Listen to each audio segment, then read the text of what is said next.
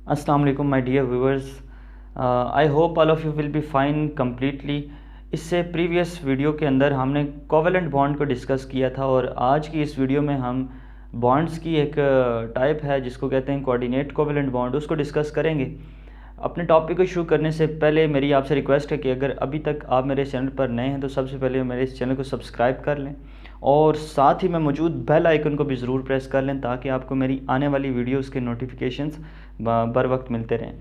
तो चलते हैं अपने टॉपिक की तरफ। कोऑर्डिनेट कोवेलेंट बॉन्ड आज का हमारा टॉपिक है और सबसे पहले इसको मैं डिफ़ाइन कर लेता हूँ। डेफिनेशन आपके सामने वाइट बोर्ड के ऊपर लिखी हुई है कि अ coordinate covalent bond is formed between two atoms when the shared pair of electrons is donated by one of the bonded atoms.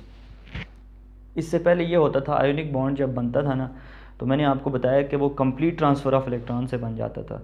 और जो कोवेलेंट बॉन्ड है, covalent bond mutual sharing of electron से बनता था।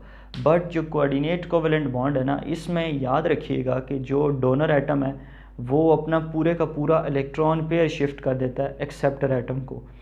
मैं इसकी एग्जांपल्स दूंगा, इंशाल्लाह आपको ये टॉपिक उसके बाद बिल्कुल भी मुश्किल नहीं लगेगा। 3 एग्जांपल्स मैंने वाइट बोर्ड पे आपके सामने लिखी हुई हैं। फर्स्ट एग्जांपल मैंने लिखी है अमोनिया और बोरान ट्राईफ्लोराइड की।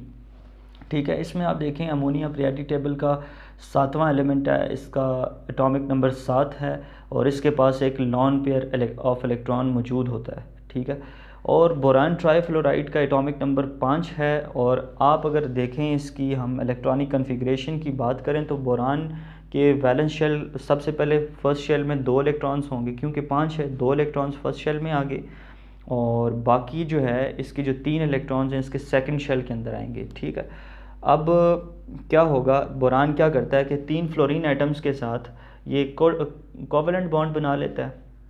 ठीक है, कोवेलेंट बॉन्ड बनाने के नतीजे में अब देखें कितने इलेक्ट्रॉन्स हो गए बोरान के पास, 2, 4 और 6। क्या अभी भी इसका ऑक्टेट कंप्लीट हुआ? क्या अभी भी ये नोबल गैस कन्फिग्रेशन को इसने पा लिया? क्या ये इनर्ट गैस कन्फिग्रेशन पे पहुंच गया after making 3 covalent bonds with 3 fluorine atoms? नहीं, अभी भी इसके पास 6 इलेक्ट्रॉन्स हैं ना, तो 2 इलेक्ट्रॉन्स की फिर भी इसके पास डेफिशिएंसी है। तो ओवरऑल जो बोरान ट्राईफ्लोराइड का मॉलिक्यूल होता है इसको हम कहते हैं ये इलेक्ट्रॉन डेफिशिएंट मॉलिक्यूल है। इसके पास इलेक्ट्रॉन्स की कमी है, 2 इलेक्ट्रॉन्स की कमी है। तो ये क्या करता है, ये कोऑर्डिनेट कोवेलेंट बॉन्ड बना लेता है अमोनिया के साथ। इसमें देखें हमारे पास जो नाइट्रोजन है यहाँ पर अपना पूरे का पूरा इलेक्ट्रॉन पेयर शिफ्ट कर रहा है किसको, बोरान को। ठीक है, तो जो डोनर एटम है वो नाइट्रोजन है, इसके ऊपर पॉजिटिव चार्ज आना चाहिए और इसके ऊपर एक्सेप्टर एटम के ऊपर नेगेटिव चार्ज। तो देख लें नाइट्रोजन के ऊपर पॉजिटिव चार्ज और बोरान के ऊपर नेगेटिव चार्ज। ठीक हो गया। अब याद रखिएगा कि आयोनिक बॉन्ड जब हम लिख रहे हैं तो just positive and negative charges को सेपरेट आउट करने की ज़रूरत पड़ती है।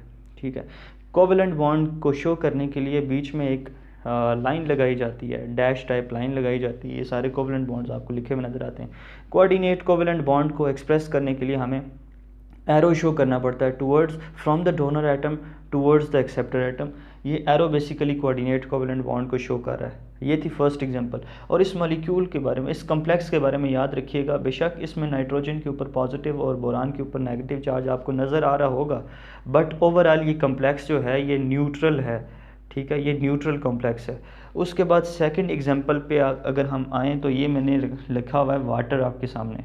ठीक है, वाटर के बारे में आपको ज़रूर ये पता होगा कि वाटर में जो हमारे पास ऑक्सीजन है, वाटर में जो हमारे पास ऑक्सीजन है, ऑक्सीजन के ऊपर 2 लॉन पेयर्स ऑफ इलेक्ट्रॉन्स होते हैं, एक ये वाला और एक ये वाला।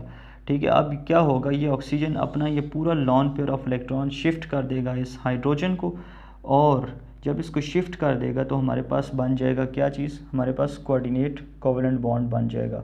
ठीक है, क्योंकि यहाँ पर H पॉजिटिव इस electron deficient, hydrogen ion electron deficient है और इसको 2 इलेक्ट्रॉन्स की ज़रूरत है। तो ये वाटर अपने 2 इलेक्ट्रॉन्स इसको दे देता है और कोऑर्डिनेट कोवेलेंट बॉन्ड की फॉर्मेशन होती है। मैंने ऑक्सीजन से टुवर्ड्स द हाइड्रोजन एरो लगाया और ऑक्सीजन के ऊपर मैंने पॉजिटिव चार्ज रखा है। ओवरऑल इस मॉलिक्यूल के ऊपर पॉजिटिव चार्ज है और ये आइन आपने पढ़ा होगा, इसको कहते हैं हाइड्रोनियम आइन। इसको क्या कहते हैं जी, H3O पॉजिटिव, ऐसे आपने बहुत सारी जगहों पे इसको देखा होगा लिखा हुआ, हाइड्रोनियम आयन इसको कहते हैं। फिर इससे नेक्स्ट एग्जांपल है हमारे पास अल्कोहल की। अल्कोहल में मैंने जस्ट एक काम किया है कि जो हाइड्रोजन, वाटर का हाइड्रोजन था, इसको रिप्लेस करके मैंने इसकी जगह अल्काइल ग्रुप लगाया, तो ये मेरे पास अल्कोहल बन गया। ठीक है, अब अल्कोहल में भी सेम प्रोसीजर होता है।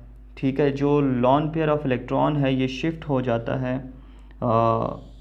एक्सेप्टर एटम की तरफ डोनर एटम से, और किसके ऊपर, इस ओवरऑल इसके ऊपर पॉजिटिव चार्ज आ जाता है, और यहाँ पर भी कोवेलेंट कोऑर्डिनेट कोवेलेंट बॉन्ड की फॉर्मेशन होती है। तो ये था basically coordinate covalent bond, the bond which is formed when the shared pair of electron is donated by one of the bonded atoms. Thank you.